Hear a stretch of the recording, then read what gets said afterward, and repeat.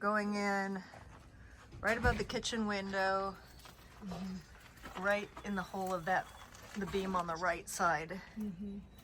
So they should be on. Yeah, I can't tell where the meshing is.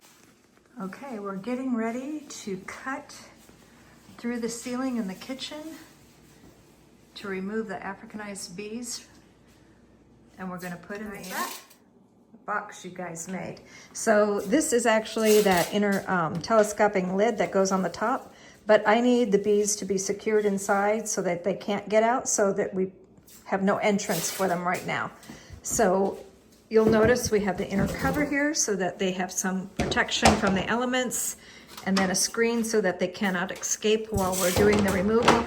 And in place of 2 of the frames, I have added a sugar syrup holder, and we have sugar syrup here. So once we get all the bees inside, or not all the bees, actually, we're gonna just remove the brood and take out the black foundation, and we're gonna use rubber bands that we have here. And we're gonna rubber band some of the bees and the brood in the middle of this, add the sugar syrup, cover it back up while we're finishing sucking the bees into the bee vac that we have right here that gently removes the bees without tearing their poor little bodies apart. Hear 'em. I can't see them. One came in. Did it? I think. Oh, there's comb. Got comb. There's a bee. There's a couple of bees. All right, ready?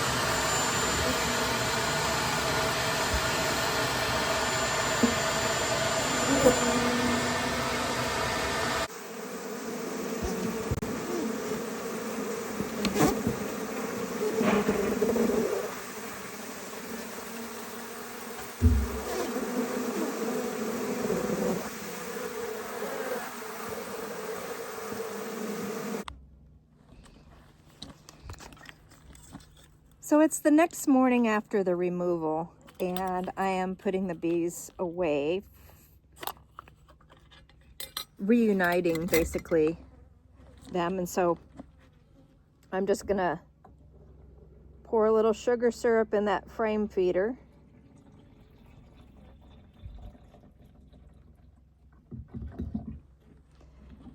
And if you remember, I also gave them some of their honey from last night. Let me see.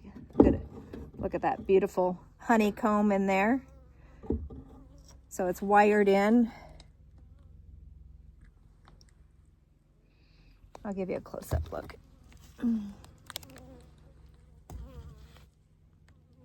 All the capped is all sealed honey.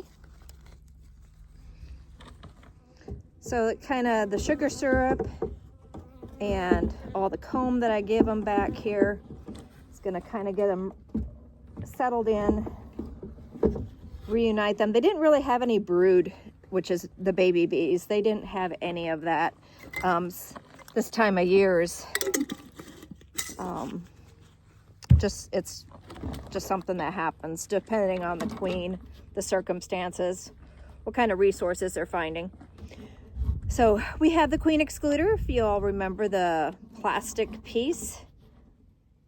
And what I'm going to do, I don't normally do it this way, but I want to show you the queen from last night.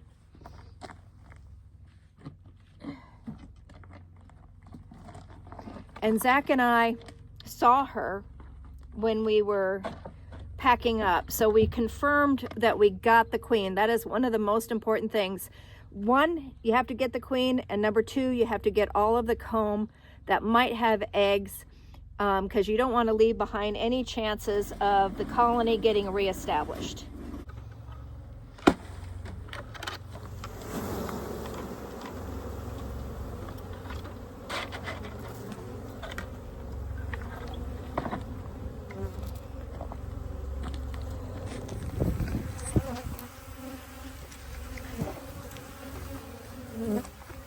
Okay, so we're just making sure we locate the queen. And remember, we talked about how the worker bees can get through the excluder, but the queen cannot. So as the worker bees are moving inside of the box, we should have the queen trapped on the outside of the box. And when we locate her, we can then physically put her inside so that we know that she is where she needs to be.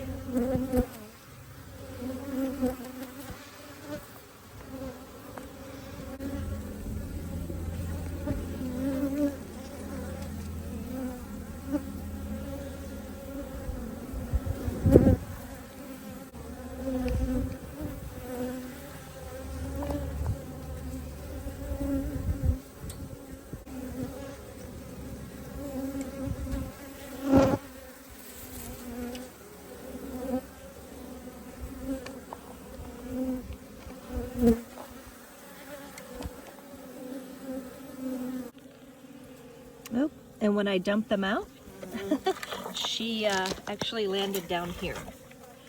So you can see the little cluster of bees around her. Oops, let me try to get some sun.